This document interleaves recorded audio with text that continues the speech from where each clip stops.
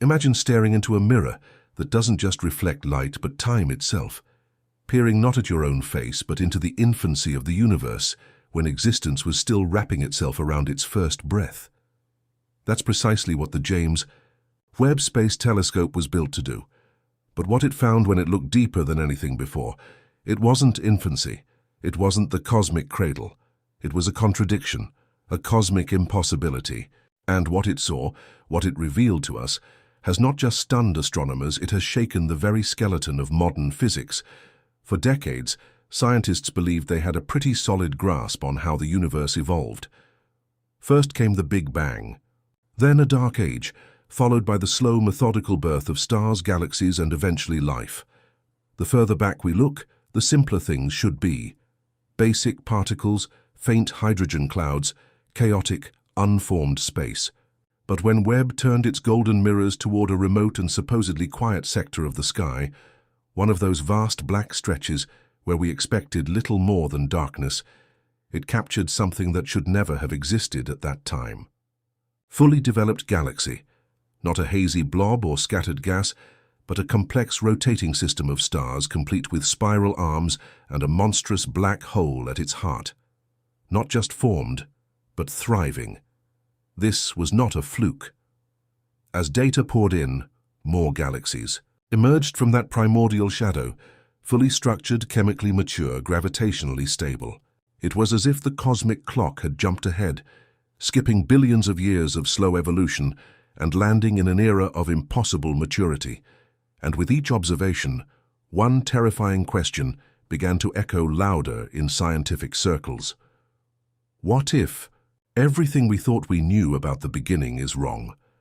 When the Webb telescope first captured the image of what now seems to be an impossibly mature galaxy sitting over 13 billion light-years away, it was expected to be another faint, ancient smear of light barely distinguishable from background noise.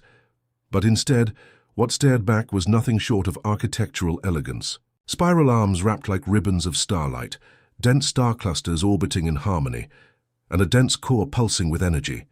This galaxy wasn't forming, it was formed, and not just barely. It looked like something we'd expect to find several billion years into the universe's timeline, not within the first few 100 million years after the Big Bang. To understand why this is so baffling, you have to understand how galaxies are thought to evolve. In the early universe, matter was spread thin and uneven, gradually pulled together by gravity into clouds that collapsed into stars, which then grouped into galaxies over enormous timeframes. But what Webb saw suggested that this entire process had already completed far too quickly. That galaxy hadn't just taken shape, it had thrived. The laws of astrophysics didn't allow this. It was like finding a fully grown ancient redwood tree sprouting from freshly planted soil. Even more puzzling was that this wasn't an isolated phenomenon. Webb uncovered multiple examples, galaxies across different regions of the sky, all displaying levels of organization, complexity, and maturity that were flat out impossible according to our current understanding of cosmic timelines. And this wasn't just a glitch in the telescope. The instruments were working perfectly. What wasn't working was the framework of our theories. Once astronomers analyzed the spectral data, the fingerprint of light that reveals the elements within these galaxies, they were hit with another shock. Wave! Not only did these galaxies exist, but they contained the chemical signatures of elements that shouldn't have been there yet. Oxygen, carbon, even iron. These elements don't come from nowhere. They're forged in the hearts of massive stars and only released into the cosmos through supernova explosions. That process takes time. First-generation stars called population 3 stars burn hydrogen and helium. Then they die, scatter their contents, and eventually second-generation stars are born enriched with heavier elements. That entire sequence should have taken hundreds of millions, if not billions of years. But here they were, galaxies less than 400 million years old, showing signs of multiple generations of stellar death and rebirth. That would mean that not only had the first stars formed and died, but that the cycle had already repeated more than once. The early universe, it seems, wasn't quietly waking up. It was sprinting, forging, burning, and exploding in ways no one anticipated. And the presence of these elements raises even deeper questions. Because these are not just the ingredients for stars, they are the foundation for planets, atmospheres, and potentially life. To find them so early is like stumbling across a thriving coral reef at the base of a volcano that only erupted yesterday. The timelines don't just feel rushed, they feel broken. Just when scientists thought things couldn't get more confounding, the center of one of these ancient galaxies delivered the most outrageous surprise of all. Nestled deep within its core was a supermassive black hole estimated to weigh over 1 billion times the mass of our Sun. In today's universe, that would be incredible, but in the early universe, that's not just unlikely, it's cosmologically absurd. You see, black holes are thought to grow gradually. They begin as the remnants of massive stars, then feed over billions of years by consuming gas, dust, and other stars. Even the most optimistic simulations with accelerated growth models and non-stop feeding can't explain how such a colossal black hole could form within 400 million years of the Big Bang.